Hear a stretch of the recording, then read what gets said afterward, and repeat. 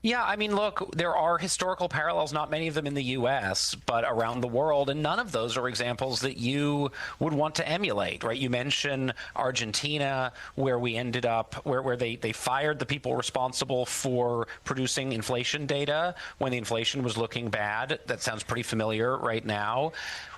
That didn't stop inflation, right? If anything, it allowed inflation to spiral further out of control without the evidence to, set policy. And it really undermined the country's credibility internationally, drove up its borrowing costs, added to a debt crisis. The Greek example, I think, is really striking because they didn't just fire the head of their statistical agency. They criminally prosecuted him for years. And this is somebody who insisted on reporting accurate data on the country's deficits to its citizens and to its lenders worldwide. And they prosecuted him. And I spoke to him over the weekend.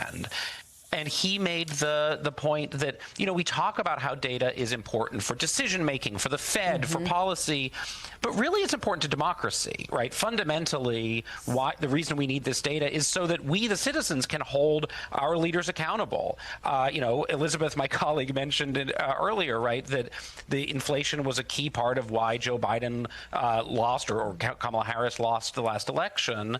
And if we don't have accurate data, then we don't have the ability to hold our leaders responsible for Congress, for the courts, but for the citizens.